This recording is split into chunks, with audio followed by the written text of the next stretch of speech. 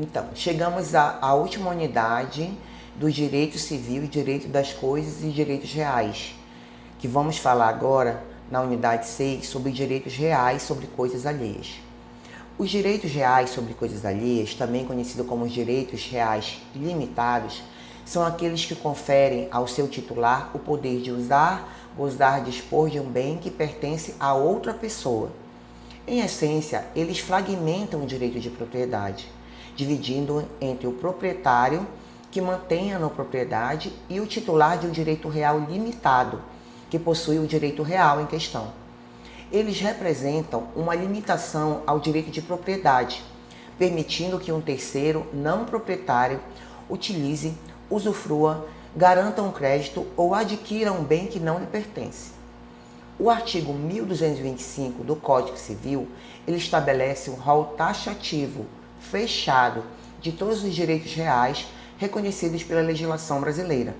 Dentro dessa lista, os direitos reais sobre coisas alheias são aqueles que não envolvem a propriedade plena, mas sim uma ou mais faculdades dela.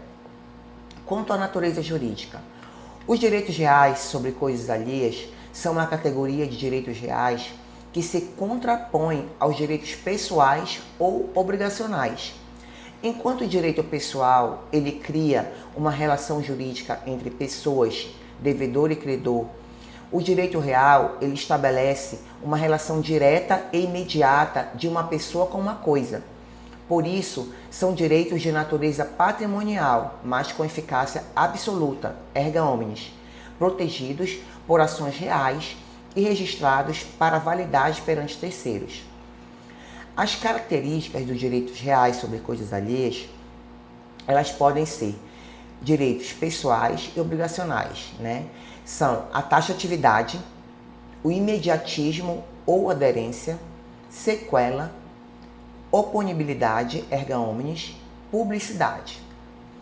Quanto à taxatividade, os direitos reais sobre coisa alheia são apenas aqueles previstos em lei. Não é possível que as partes criem novos tipos de contratos, por meio de contratos. A lista ela está restrita no artigo 1225 do Código Civil. Imediatismo ou aderência. O direito do titular o exerce diretamente sobre a coisa, sem a necessidade de um intermediário ou da colaboração do proprietário. Por exemplo, um usufrutuário ele pode usar e gozar do bem por conta própria. Sequela. O direito segue a coisa. O titular ele pode perseguir o bem e reavê-lo de quem quer que o possua ou detenha, pois seu direito adere à coisa, independentemente de quem seja o proprietário atual. Oponibilidade erga omnes. O direito real ele pode ser defendido contra qualquer pessoa. Ele é público e vincula toda a sociedade, que tem o dever de respeitá-lo. Essa publicidade ela é garantida pelo registro do direito, no cartório de registro de imóveis, no caso de bens imóveis.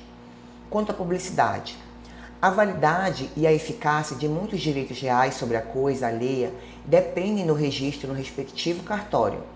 Esse ato formal dá conhecimento público da existência do direito, conferindo-lhe segurança jurídica e a oponibilidade erga omnes. O direito reais sobre coisas alheias, ele também pode ser classificado da seguinte forma, em 3 grandes grupos. Os direitos reais de gozo ou fruição, os direitos reais de garantia e os direitos reais de aquisição.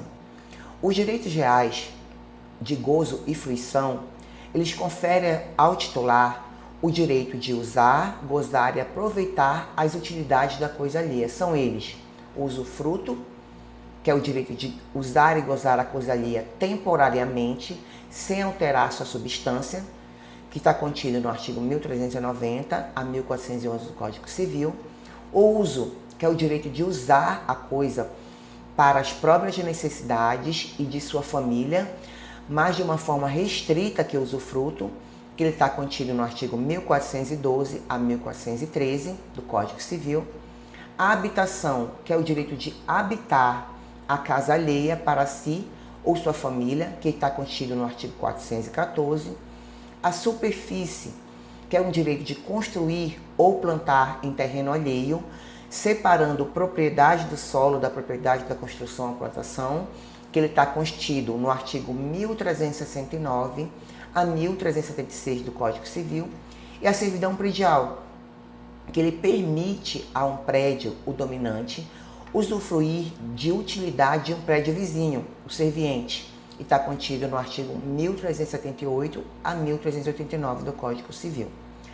Quanto aos direitos reais de garantia, ele tem o objetivo de garantir o cumprimento de uma obrigação.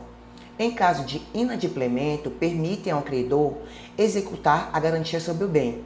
No caso, são o penhor, que recai sobre bens móveis, como a posse do bem sendo transferida ao credor, que está contido no artigo 1431 a 1472 do Código Civil, a hipoteca, que ela recai sobre bens imóveis, não havendo a transferência da posse do bem ao credor, que está contido no artigo 1473 a 1505, e a anticrese, que permite ao credor receber os frutos e rendimentos de um bem imóvel do devedor para abater a dívida, que está contido no artigo 1506 a 1510 do Código Civil. Quanto aos direitos reais de aquisição, confere ao titular a faculdade de adquirir a propriedade do bem no futuro. O principal exemplo é direito do promitente comprador do imóvel. O direito de adquirir o bem, independentemente da vontade do vendedor, após o registro de um contrato de promessa de compra e venda, sem cláusula de arrependimento. E ele está contido no artigo 1417 e 1418 do Código Civil. Formas de constituição. Aquisição. Os direitos reais sobre coisa alheia, eles podem ser constituídos por diversos meios, que variam de acordo com o tipo do direito. Por contrato, por uso capião, por testamento e por lei. Por contrato. A maioria dos direitos reais de gozo e garantia, como o usufruto, a hipoteca e a servidão, é constituída por meio de um contrato entre as partes, seguido do devido registro no cartório de registro de imóveis. Isso é para bens imóveis. A uso capião. A aquisição da propriedade ou de um direito real, como a servidão, pode ocorrer pela posse prolongada e ininterrupta do bem, para requisitos legais. Por testamento. O usufruto, por exemplo, pode ser constituído por ato de última vontade, onde o testador deixa a não propriedade para um herdeiro ou usufruto para outro. Por lei. Algumas servidões, como a servidão de passagem forçada, podem ser impostas pela lei para garantir o acesso a um prédio encravado. Forma de extinção. A extinção dos direitos reais sobre coisa alheia também pode ocorrer de várias maneiras, cessando o vínculo entre o titular e o bem. Pode-se dar pela consolidação, ocorre quando a pessoa ela reúne em si as qualidades de proprietário e titular de direito real ilimitado. Por exemplo, o usufrutuário ele adquire a no propriedade.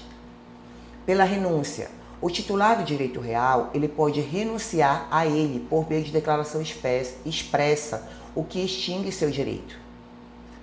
Pela destruição da coisa, se o bem sobre o qual o direito real cai for destruído, o direito ele se extingue. Pelo advento do termo ou condição. Direitos temporários, como o usufruto, se extingue quando o prazo estipulado se encerra. Pela não utilização. O não uso do direito por um longo período, normalmente 10 a 20 anos, dependendo do caso, pode levar à extinção, especialmente no caso de servidão. Ao final desta unidade, nós temos um quadro comparativo entre as características dos direitos reais e pessoais, tá bom? Então encerramos a 6ª unidade, né?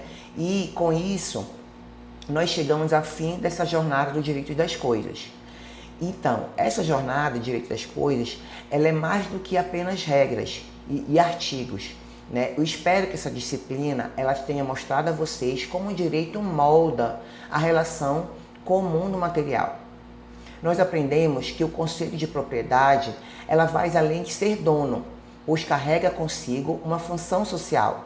Exploramos a posse, a usucapião e os direitos que limitam a propriedade como a hipoteca e o usufruto. Que o conhecimento adquirido aqui não seja apenas para provas, tá? Mas para uma ferramenta para compreender e atuar nas relações jurídicas do seu dia a dia. Então, foi uma honra ser guia de vocês e sucesso nas suas carreiras. Até a próxima!